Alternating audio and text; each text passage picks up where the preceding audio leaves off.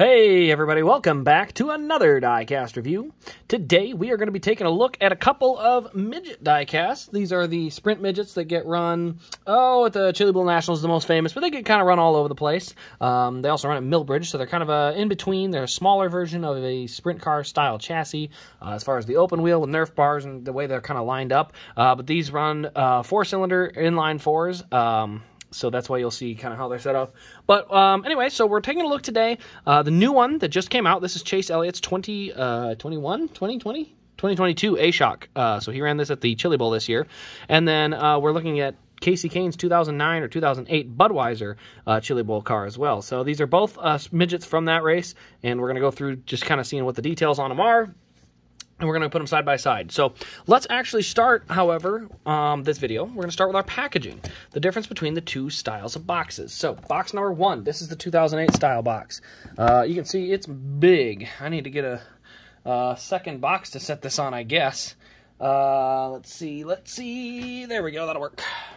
So I'm going to slide this up even higher. There we go. Now we can get a good view of it, I think.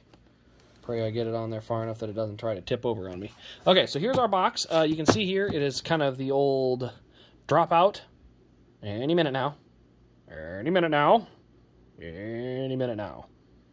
Getting closer. Look at how long this is taking.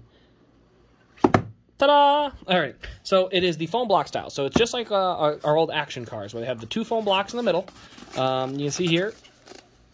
Very tight fitting. So there's the inside. You can, I almost knocked that over, but you can see two foam blocks. You set the car in, and then you have the two foam blocks on top like that, and then you put the cover over like this, and that's kind of how they're packaged up. And that's how the well, I'll put it in backwards or upside down, but that's how the box looks. Okay, so this is the R&R, I believe, is the maker of this one. So you can see 1/18 scale. It says issue 2 of 6. Not sure what that means. You see Budweiser number 9. Actually, it's 91, I guess. You can see all the sponsors and stuff, and then over here it'll tell you how many. 1 of 800. And over on this side, you can see same thing from the other side there. So pretty cool. I always thought this was pretty neat. All right, so now we're going to take a look at the box for the new ones. Here's the new ones. You can actually see noticeably smaller. Now, this style is not the same as the other one. This one is the same as the sprint cars, which means you pull over. There we go. Pull this tab here. This opens up from the side. And then there's a foam box inside. Now, I don't have the foam inside because I haven't even taken the photos yet, because this one has to get its photos taken for the website and then go back. This one's actually shipping out. But anyway, here's the foam box from the inside. Now, the only difference between this one and the other one is the size. But number 2, the new ones, the ACME is the company that makes them, has the screw tie-ins. So those will actually screw into the base and hold the car in there. On the R&Rs, it just sets in there. The foam kind of sets on each side and holds the car. This one, it actually screws down to a base. So those are the differences in the packaging. If you want to see the two boxes just side by side for a quick comparison, there's one, here's the other. So you can notice right off the bat, they're actually fairly similar in size, but there you can see there is a little height difference. And actually the height, they're actually the same thickness as well. So the only difference is that extra about inch of height right there. Oh, hold on. Right there, you see that extra inch of height on top. That's pretty much all the difference in the packaging. So, enough of the boxes. We're not here for that, but it's still good to know. Let's get on to the two cars themselves. Alrighty. Gotta slide some stuff around. There we go. Okay, so we're gonna start with our 2008 version here. Actually, let's start with a review on the new one, and then we'll compare them.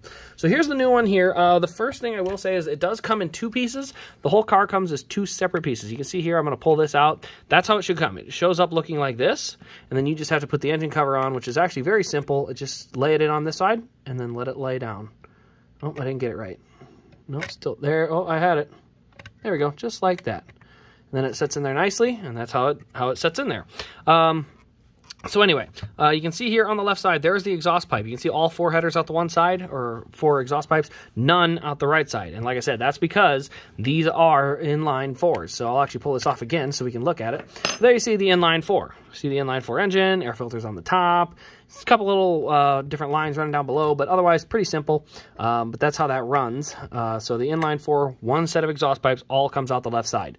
Now, you do have the black Hoosier tires, black rims. That's the choice of, you know, the car. car, whoever runs it. So we got Elliott across the top here. That's just a little bar they put in. It doesn't really do anything. Just hides a bar on the roll cage. Works good for sponsorship too. Onto the right side, you'll notice on this one, look down the right side, perfectly flat. So the right side is perfectly flat on this one. You can see there's some suspension back here, a couple of shocks here in the rear. We got number 9 on the tail, and then you can see it's actually kind of a carbon fiber look on the body panel. So you can see kind of from that angle, it's a very interesting look on the tail tank and on the sides. So we got A-Shock Energy, Napa, Hooters, and then Elliott up there on the top. But you can see all the paneling with that. Obviously, like I said, we got the Hoosier tires.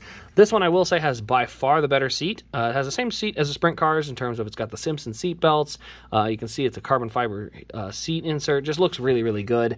Underneath the car, you can see we do have a production number of 1762, so they did make plenty of these. Like I say, I think they look really good. You got our front shocks up here on the front. Obviously, you got number 9 and A-Shock there, and then you got the Chase Elliott logo right there on the engine cover as well. And yeah, like I said, most of the artwork or body paneling's on this side. You can see tons of color on that side as well. Now, if you compare it side by side with the 2008 version, what I will say is, first things first, you can notice just by putting them side by side, a little bit wider wheelbase on this one. It's not by a ton, but it is there. Now, this one, I will say they did a better job. They have more colors on the rear shocks. So you can see they do have different rear shocks, chrome, Nerf bars, but it did have kind of the red buffer. This one's all blacked out. Now, you can always change that. That's adjustable. Tail tank, I would say I would take this one. I think it looks a little bit better. Once you get to the right side, you can see this one actually has a little bubble shield right here. So this one actually bends out from the inside. It's kind of bubbled, and that's just unique because the other one's completely flat. This one actually bubbles out. There's just room for the guy's arms.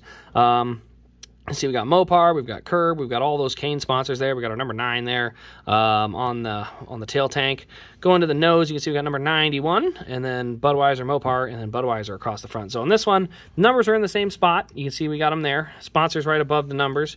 Obviously, you can see the number is much bigger on this one than this one, so just a little different style. The engine cover does come off. Actually, both pieces come off. This comes off like this, and this piece comes off like this, and there you can see the inline 4 engine there.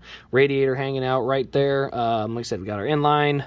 Let's see, can't really see the valve covers. I mean, the valve covers right here, I should say. You can't see the plug wires, but still a good look. Let's go ahead and set that back on there, and we'll set this one back on as well. So that's what it looks like under the hood. Over to the left side, you can see the seat opening is definitely there, but you can see not as much detail on the seat. Just 2 black belts, chrome steering wheel is there. We do actually have Budweiser on the back side of that bubble, so you can kind of see that as well. So it does have the seat belts, it does have the seat. Obviously, I just think the seat is a nicer seat in the other one, but it does have a seat, so it's not like the detail's missing. But you can see the exhaust actually comes down and over. On this one, it comes out right here. This one, it comes up on the top. That's where they have them run right now, is out the top. So that's just a difference in the age. Then you can see the kind of the graphics here. We got Budweiser, and then you can see down here is where it kind of swirls, or what I call it a swirl. But you can see where the red and white mix. Red number 9 on the back. But on the right side, that's where you always get the artwork, just like this side. This one just has a bubble instead of being flat. 2 great paint schemes, by the way. I like both of them a lot. Underneath, you can see what we got for the underneath side there. Yeah, just basically just a standard axle there. Let's go ahead and look on the underside of this one.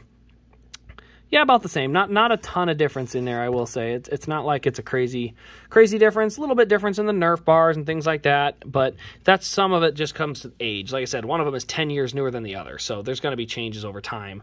But overall, I definitely think I like the ACME version just a little bit more. Both of them, though, are spectacular. I really like these cars. For the same price as what you would get a NASCAR Elite diecast for now, the detail is just so much better on these dirt cars. I definitely am getting more and more into these every day. So as you start seeing more NASCAR, you know, really hard cars to find that I have in my collection hitting eBay and hitting the website, know that they're getting replaced with some really cool dirt cars. So I don't mind it, but anyway, guys, that'll pretty much wrap up this review. Let me know your thoughts in the comments below on the 2 different versions. And, yeah, let me know if you're trying to pick one up. As I said, I do have this one and a Kyle Larson one on the website. So both Chase Elliott and Kyle Larson have a Midget. I believe Donnie Schatz does as well. So there's a couple on there. But those are going to be at rasdiecast.com. Use that promo code RaceCraze at checkout to get yourself a discount. That's just a thanks for watching the channel. But other than that, guys, that'll pretty much wrap it up for me. Thanks for watching. This has been RaceCraze, and we will see you in the next Diecast review.